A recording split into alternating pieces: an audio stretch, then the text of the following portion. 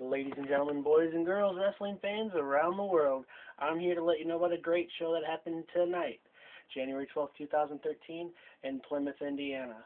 RCW presented Respect is Earned. I'm going to give you a brief summary of all the matches, all the happenings that happened in case you weren't able to go, or in case maybe you may have forgotten what happened when you were there. So, our opening segment was the #1 Duke of Hollywood, Johnny Rose. He came out and let all the RCW fans know what he thought about him, and the RCW superstars in the locker room what he thought of them as well. Well, Fighting Irish did not approve of what he heard, so he came out and he began to let Johnny Rose know what he thought.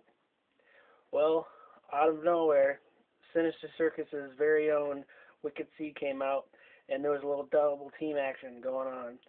Well, that didn't bode well, and we had the returning Mr. Americana baby, Dusty Bottoms, come out to save the day.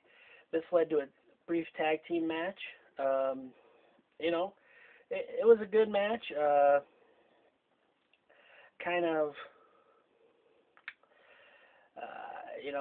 was interesting seeing Wicked C without his normal tag team partner, but in Sinister Circus, but they weren't able to match the pure athleticism and grit, determination that Fighting Irish and the returning Mr. Americana, Dusty Bottoms had.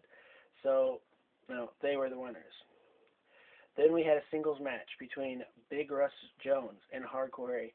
This was a brutal match. I don't think the RCW fans knew this was going to happen.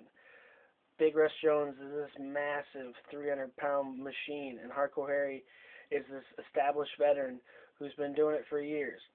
They went all over the arena. They were doing the slaps, the chops. It was crazy. Hardcore Harry was able to narrowly defeat Brutus. Was able to defeat Big Russ Jones. In a pretty epic matchup. I think that was a very shocking turn of events. Then in another singles match, we had Denzel Bishop in his first ever RCW singles matchup against Scotty Young. The fans didn't know who to cheer for. These two guys are two of the fastest rising superstars in RCW. I'm a big fan of both these guys. I see nothing but potential in these guys' eyes, in these guys' future. Denzel Bishop was able to narrowly get the win. It was a great matchup. The crowd was on their feet the whole time. Fun match. I want to see a best-of-series match between these guys. These guys are the future of RCW. Our next segment was Alex Rase came out, your reigning and defending RCW heavyweight champion. He came out, and he wanted to initiate Alex Rase Appreciation Night. Well, he came out with Ripper Thomas and the Phoenix Dale Patricks. Trip Cassidy, a.k.a. Teen Angst, did not approve of this, and he wanted an immediate rematch for the RCW title that he lost. Alex Rase, made a point. He said, "You've already lost it twice. Didn't matter the means. All that matters is the match." And, Trip kind of agreed. So Alex proposed, a new segment. He said, "How about you take on the Phoenix Dale Patricks? If you win, I'll give you a title shot." Trip agreed, shook on it, and they had a pretty spectacular match. Trip was able to defeat Dale Patricks. Alex grabbed the mic from my hand, and he said, "You know what? You're going to have to face Ripper Thomas right now." Being a fighting superstar on the RCW roster, Trip agreed. Well, with some, I don't want to say cheating ways or anything, but maybe just pure strength, maybe a little something or other, Ripper Thomas was able to defeat Trip Cassidy. So the title shot It's kind of up in the air. It's probably not going to happen at the next show, January 25th, 2013. But it's a sensational feud that, a dynamic that's going on between these superstars. Always interesting, dynamic stuff. Our next segment, well, after intermission, of course, we had a number one contendership match between the end of the world Jake Omen and Ryan Epic. These are two of the most established superstars in RCW history. If you saw a single show in 2011 or 2012, chances are you saw these two superstars compete and compete and compete against a litany of RCW superstars on the roster. But personally, some of my favorite matches ever were between these two superstars. They had a series of matches, back and forth matches for that RCW heavyweight title, and it was a heck of a show. Tonight, just like every other show, they tried their best to steal the show, and heck, if they may have not, it was a great performance from these guys. Ryan Epic, he did it again. He was able to get the W off of Jake Omen. The 2012 Mayan calendar, it didn't end, but the streak of Jake Omen's wins over Epic may have just ended. But I want to see these guys wrestle again and again. This is a talented bunch of athletes up on the RCW roster. It's such an interesting caliber of talent. So this match decided that Ryan Epic will take on the winner of the match in the main event tonight. Our next match was for the RCW United States title. If you've seen a Brutus Dillon match against Super Diva, you know that in the last few months these guys have nothing but pure hate for each other. You've seen it from Bourbon, Indiana to Mishawaka to South Bend. You know these guys absolutely hate each other. Brutus calling Super Diva fruitcake, Super Diva calling Brutus fluffy, in other words. This wasn't a catch-as-catch-can match. This was just a brutal beatdown on both sides. Super Diva was able to get Brutus down on his knees. Now, before you go any further there, he was able to just, give him a whole bunch of slaps. There was probably a succession of 10 slaps in a row on each side. It was crazy. These guys put it all on the line. In the end, Super Diva was able to retain his title, but, on a mask tradition, on a personal note, masks are a real treasure to the superstars that wear them. And it's not that they're hiding anything, it's a lineage maybe. And in this case, Super Diva's mask is a big part of his personality, of his character. Brutus Dillon, in my opinion, crossed the line. He tore off Super Diva's mask, even though Super Diva won. It was a very disrespectful move. And I think that no matter the show, whether it's RCW on January 25th or February 15th, he better watch his back, because Super Diva he's gonna come back. Luckily, we had some mass superstars come out and help Super Diva. They brought him a towel out, and he was able to cover his face, conceal his identity for one more night. There might come a day where Super Diva will willingly reveal his face. Tonight's not the night. That's not something he needs to do. I'm not going to go overboard with my opinion, but Brutus, you crossed the line. You are definitely the most hated character, most hated wrestler on the RCW roster. I don't know why I keep saying rooster. Cock-a-doodle-doo. Apologize for that. But I want to say, Brutus, you are the meanest bad guy we got. And other roster members, you better watch out. This guy, he's effing brutal.